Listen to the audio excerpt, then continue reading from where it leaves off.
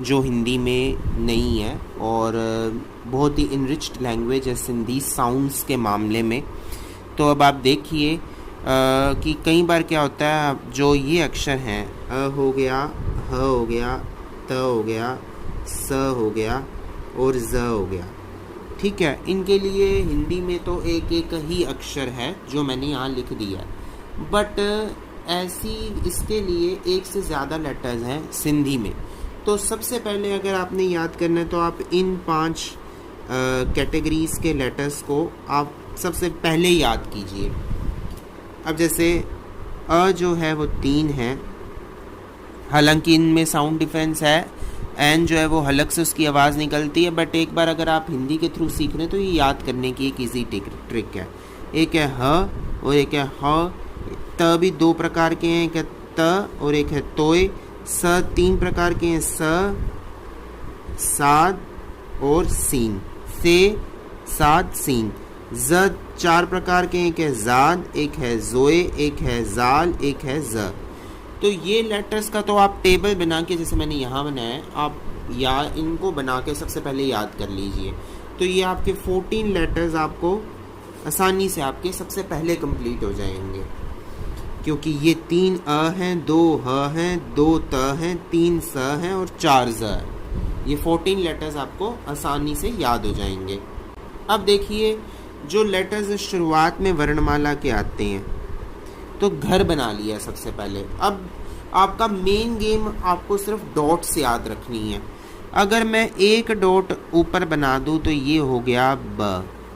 एक डॉट ही मैं अगर ऊपर, यही एक डॉट नीचे बना लूँ तो ये हो गया ब। एक डॉट मैं ऊपर बना लूँ तो ये न नहीं हो जाएगा। बस न में इतना ही डिफरेंस है कि हम थोड़ा गोल कर देते हैं उसको, बात तो सेम ही है। तो ये आपको याद आ जाएगा। उसके बाद हमारे पास आ गया 2 डॉट्स।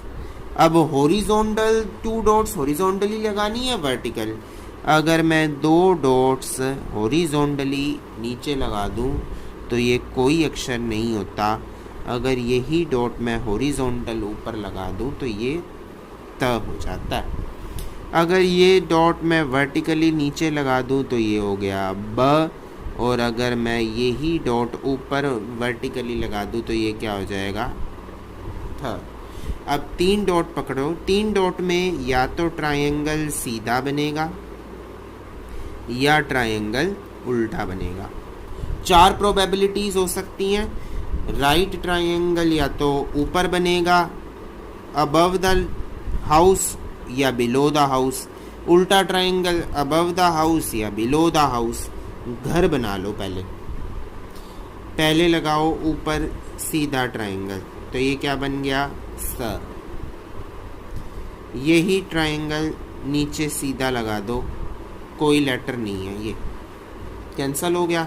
तीसरी प्रोबेबिलिटी चेक करो, उल्टा ट्रायंगल नीचे बनाया, बन गया प, ठीक है।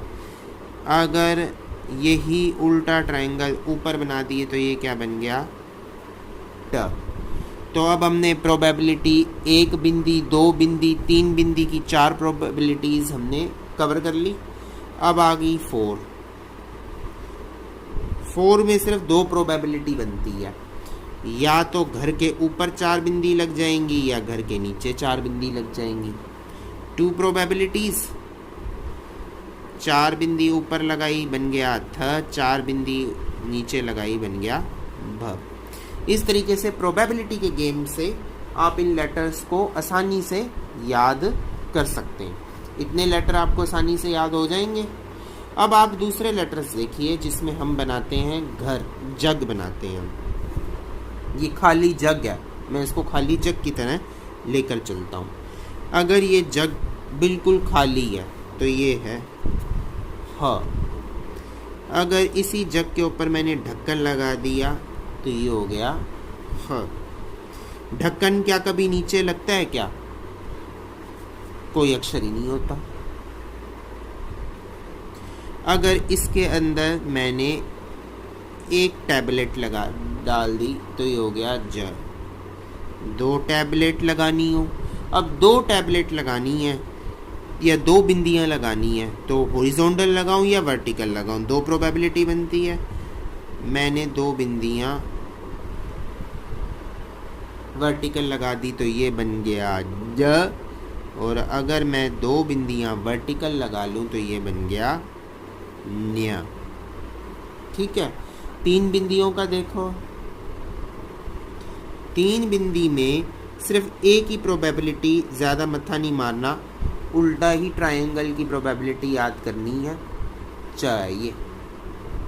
ठीक है, अब चार बिंदियां अंदर लगा दी तो बन गया छ, तो ये है च और ये है छ।